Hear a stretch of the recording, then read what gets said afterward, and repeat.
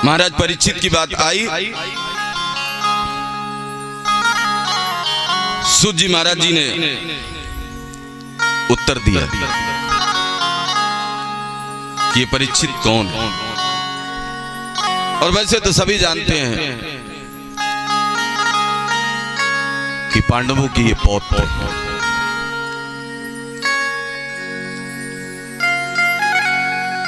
अभिमन्यु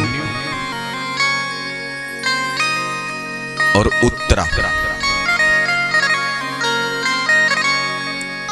इनके पुत्र है परीक्षित।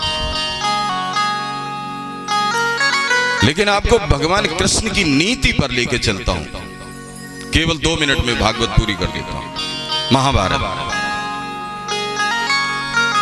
कि भगवान ने किस नीति से इतना बड़ा युद्ध जिताया।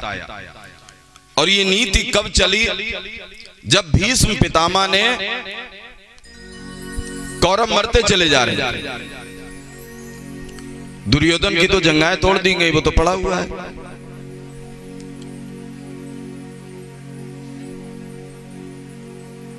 और जब अश्वत्थामा पहुंचा कि तुम्हारी ये हालत किसने की, उसने बताया, बोले तुम्हारे इस जख्म का बदला हम जरूर लेंगे। बोले मुझे कुछ नहीं चाहिए, तुम पांडवों को, 5 पांडवों को मार दो। अब वहां मारने गए, भगवान को पता था क्या होने वाला है। भगवान गए रात में, अर्जुन ने देखा कि कन्हैया जग रहे हैं। बोले प्रभु आप जग रहे हैं। बोले तुम्हें नींद आ रही? बोले लो, जब जीवन की बागडोर आपके हाथ में सौंप दी तो हम तो चैन से सोएंगे ही। और इसीलिए जीवन में सिद्धांत होना चाहिए भगवान के प्रति। अब सौंप दिया इस जीवन का सब भार तुम्हारे हाथ है। जीत तुम्हारे हाथों में है, हार तुम्हारे हाथों में। युधिष्ठिर के पास गए, बोले आप जग रहे? बोले हाँ। बोले क्यों? बोले आपको नहीं पता, क्योंकि दुर्योधन की जब ऐसी हालत हो गई और 5 पांडवों को, क्योंकि भगवान जानते थे पांडवों को मरवाने की योजना उन्होंने कितने बार की, एक बार थोड़ी ना, लेकिन कन्हैया ने हर जगह उनको बचाया। भगवान 5 पांडवों को दूसरी जगह ले गए और उन्होंने द्रौपदी के पुत्रों को वहां लिटा दिया। अब जब द्रौपदी के पुत्र मारे गए, अश्वत्थामा बड़ी खुशी से पहुंचे दुर्योधन पास। लो मित्र, मैं तुम्हारी जंघाओं के टूटने का बदला लेकर आया हूं। रोशनी में सिर देखे, बोले मित्र ये तुमने क्या किया? मेरा वंश तो निर्वंश हो ही रहा था, ये द्रौपदी के 5 पुत्रों को तुमने क्यों मार दिया?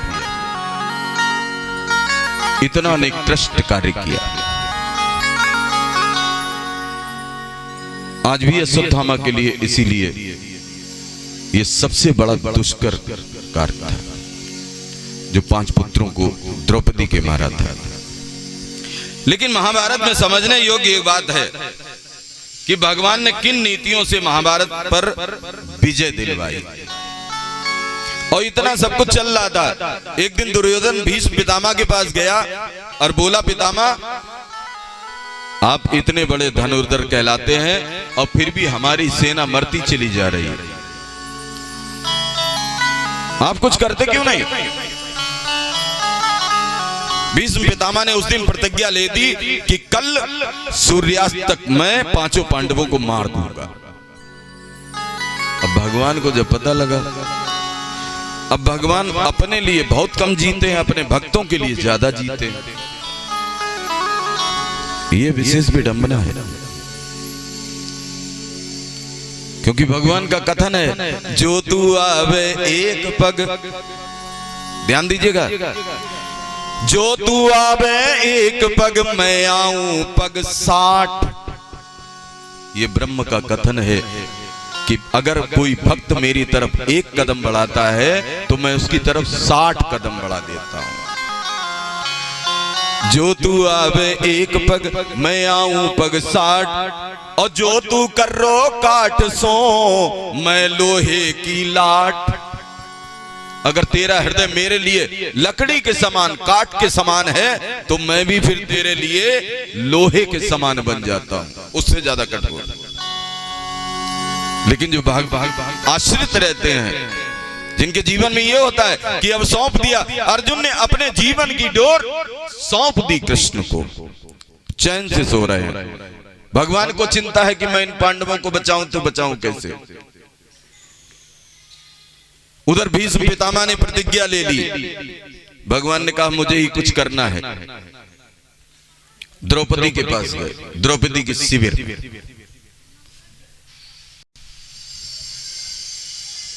द्रौपदी ने देखा रात्रि के 12 बजे मेरे कृष्ण मेरे शिविर में। आवाज दी।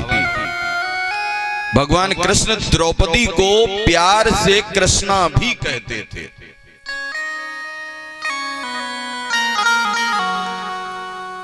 अब द्रौपदी ने प्रश्न किया,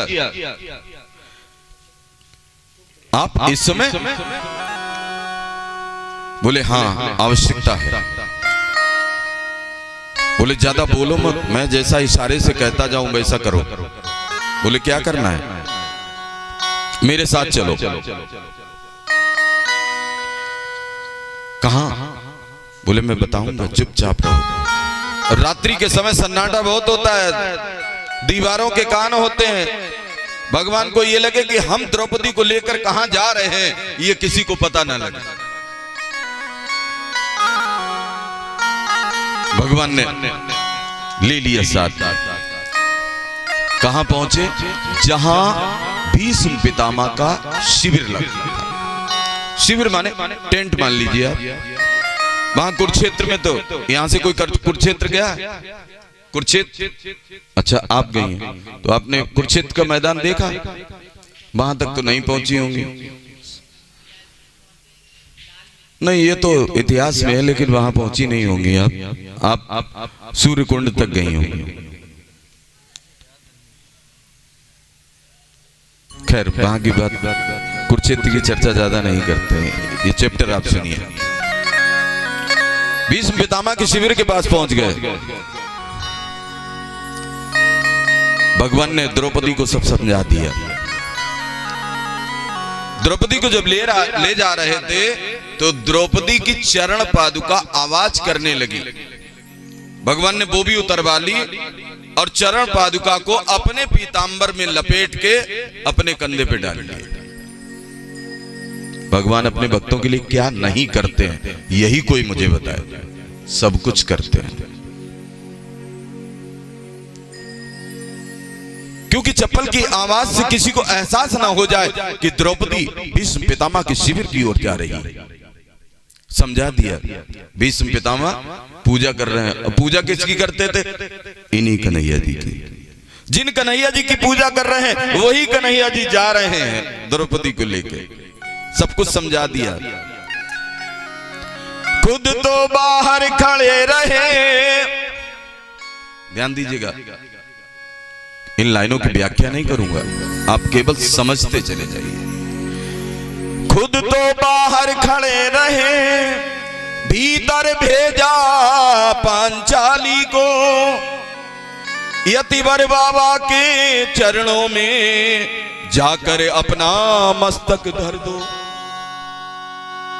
जाओ, यतिवर बाबा भीष्म पितामह जी पूजा में लीन है, भजन कर रहे हैं, तुम अपना मस्तक भीष्म पितामह के चरणों में रख देना। अर्धरात्रि की बेला में भीष्म की लगी समाधि थी, मन प्रभु चरणों में लीन जो था, उस समय न कोई व्याधि थी। रात्रि के समय जो भजन करता है 12 बजे के बाद, उसको कितना प्रतिफल मिलता है, कितना भगवान हमारे नजदीक हैं, इसका एहसास होता है। और इसीलिए कहा जाता है योगी रात में जगता है और भोगी रात में सोता है। अगर भगवान की सत्ता में प्रवेश करना चाहते हो, रात के 12 बजे के बाद भजन शुरू कर दो।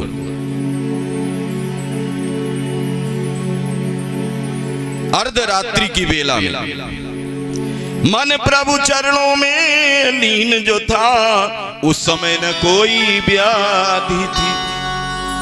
आप अपने घर में भी अगर अकेले रात में भजन कर रहे हैं तो सारा परिवार सो रहा है, उस समय आपको कोई बाधा नहीं सता सकती। इसलिए रात्रि का महत्व तो है। अब इस पे फिर कभी सुना। यही हाल भीष्म पितामह का, बिल्कुल शांत भाव में। द्रौपदी ने जाकर शीश रखा चरणों में भीष्म पितामह के। चरणों में कौन झुका देखूं, बाबा भीष्म एकदम से चौंके। अब कोई व्यक्ति रात्रि में अपनी माला कर रहा है, उसके चरणों में आके कोई शीश झुकाए, इंसान चौंक जाएगा। वही भीष्म पितामह के साथ हुआ। चौंक गए, किस अर्धरात्रि की बेला में आखिर मेरे चरणों में कौन शीश निभा रहा है। सोचने लगे, कुछ नहीं बोले। आशीर्वाद मुख से निकला, सौभाग्यवती हो भव बेटी, तेरे हाथों से मेहंदी का ना रंग कभी छूटे बेटी। आशीर्वाद दे दिया। अरे भैया, किसी को कोई प्रणाम करेगा, चाहे वो भजन में हो चाहे जैसे हो, आशीर्वाद तो देगा ही। अब भीष्म पितामह ने कल प्रतिज्ञा ली है कि मैं कल सूर्यास्त तक पांचों पांडवों को मार दूंगा। आज द्रौपदी को सुबह होने से पहले ही अर्धरात्रि की बेला में आशीर्वाद दे दिया। आशीर्वाद मुख से निकला, सौभाग्यवती हो भव बेटी। आशीर्वाद मैं देता हूं, सिंदूर से मांग न खाली हो। वर देता हूं तुझको बेटी, तू वीर कुमारों वाली हो। अब जैसे ही द्रौपदी को अखंड सौभाग्यवती होने का वरदान प्राप्त हुआ, द्रौपदी ने अपना घूंघट उठा दिया। अभी तक घूंघट थी। ये नीत किसकी थी? मेरे कन्हैया से बड़ा कोई नीति वाला, राजनीति वाला नहीं है। आज की दुनिया में लोग अपने को बड़ा राजनीति समझते हैं, लेकिन मेरे कृष्ण के जैसी नीति अगर किसी की है तो विश्व में या तो भगवान कृष्ण की, दूसरी नीति चाणक्य नीति, इसके अलावा कोई नीति नहीं। आजकल नीतियां थोड़ी ना, सब छलावा है, धोखा है। नेता नगरी में भी आप देखते हैं। और जैसे ही, क्योंकि भगवान की नीति थी कि तुम घूंघट डाल के जाओगी, प्रणाम करोगी, जब आशीर्वाद मिल जाए उसके बाद घूंघट उठा दिया। द्रौपदी ने अपना घूंघट उठा दिया। अब जब जैसे घूंघट उठाया, द्रौपदी ने कहा, द्रौपदी ने सुनकर तुरंत कहा, बाबा यह क्या बतलाते हो,